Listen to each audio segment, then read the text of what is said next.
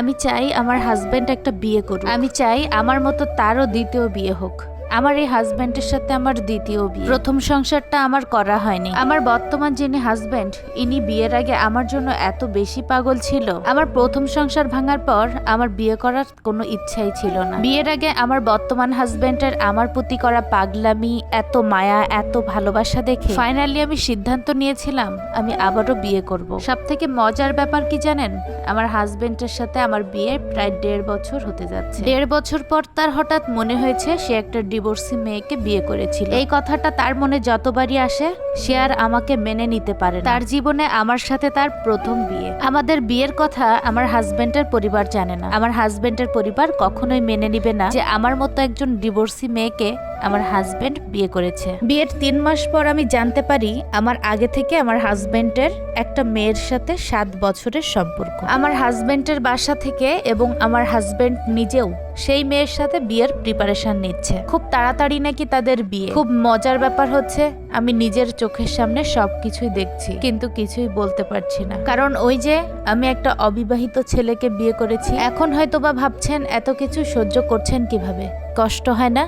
হ্যাঁ, কষ্ট হয়। তবে প্রথম দিকে যখন জানতে পারি তাদের সম্পর্কের কথা, প্রতিদিন যখন আমাকে পাশে শুয়ে রেখে ঘন্টার পর ঘন্টা সেই মেয়ের সাথে কথা বলতো, কাঁদতে কাঁদতে আমার দম বন্ধ হয়ে যেত। আমার সে কান্না, আমার সে কষ্ট আমার হাজবেন্ড পাশে শুয়ে থেকেও কখনো বুঝতে পারতো না। আমি মাঝে মাঝে বাথরুমে গিয়ে চিৎকার করে কান্নাকাটি করতাম। বলতে গেলে তার থেকে এই কষ্টটাই একটু কম। আমি আমার এই হাজবেন্ডকে প্রচন্ড ভালোবাসি। কেন জানি না আমি তার উপর রাগ করে 2 মিনিটও থাকতে পারি না। সে খুব চাই আমি যেন তাকে ছেড়ে যাই, আমি তাকে ছেড়ে চলে যাই, কিন্তু আমার পক্ষে তাকে ছেড়ে যাওয়া, ভুলে যাওয়া অসম্ভব। আমি চাই সে দ্বিতীয় একটা বিয়ে করুক। তখন তো আর সে আমার সেকেন্ড বিয়ে নিয়ে কোনো কিছু বলতে পারবে না, আমাকে আর এত কটু কথা শোনাতে পারবে না, আমাকে কখনো ঘৃণাও করতে পারবে না। তারও হবে 2 বিয়ে আর আমারও। দেখি না তখন সে কি করে। বুঝতে পারেন একটা মানুষ আর একটা মানুষকে কতটা ভালোবাসলে এত ঝাঁটা লাথি অত্যাচার মানসিক যন্ত্রণা সহ্য করেও তার সাথে থেকে যেতে চায়। সে আমাকে প্রায় প্রায় বলতো, তুমি বিয়ে করেছো আগে,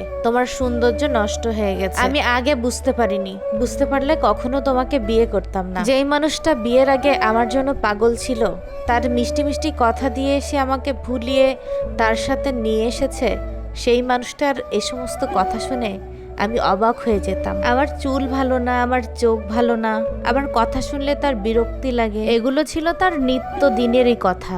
আসলে কি বলুন তো, মনের ভিতর যখন একটা মানুষের জায়গা থাকে তখন বাইরে থেকে আর একটা মানুষকে ভালো লাগে না। হয়তো আপনারা বলবেন বাপের বাড়িতে কেন চলে যান? ছোটবেলায় বাবা মা না থাকায় মামা মামির কাছে বড় হয়েছি।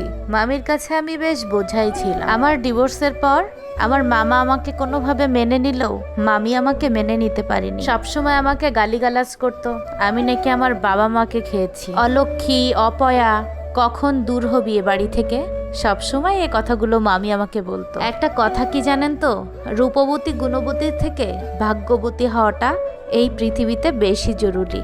শুনেছি মানুষের সুখ নাকি একালে না থাকলে ওকালে থাকে। ধরেন ছোট থেকে আপনি কষ্ট করে বড় হলেন, শেষ বয়সে নাকি আপনার কপালে সুখ লেখা থাকে।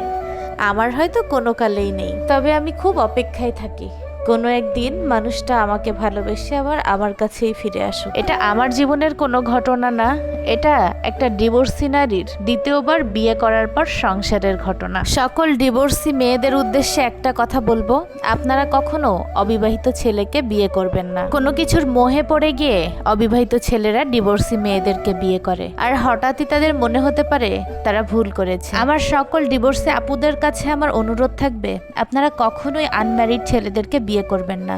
এতে দ্বিতীয়বার সংসার ভেঙে যাওয়ার অনেক ঝুঁকি থাকে। আসলে কোনো ডিভোর্সি মেয়ে কোনো অবিবাহিত ছেলেকে বিয়ে করতে রাজি হয় না, তারাই তাদেরকে রাজি করতে বাধ্য করে। তাদের ভালোবাসা, তাদের যত্ন, তাদের সবকিছু দিয়ে তারা তাদের মন কেড়ে নেয়। এরপর বিয়ের কয়েক বছর পর তাদের আর ভালো লাগে না। ছেলে মানুষের ভালোবাসা বোঝা খুবই কষ্টকর। তবে হ্যাঁ, ছেড়ে যাওয়ার জন্য হাজারটা অজুহাত থাকলেও থেকে যাওয়ার জন্য একটা কারণই যথেষ্ট, সেটা হলো ভালোবাসা।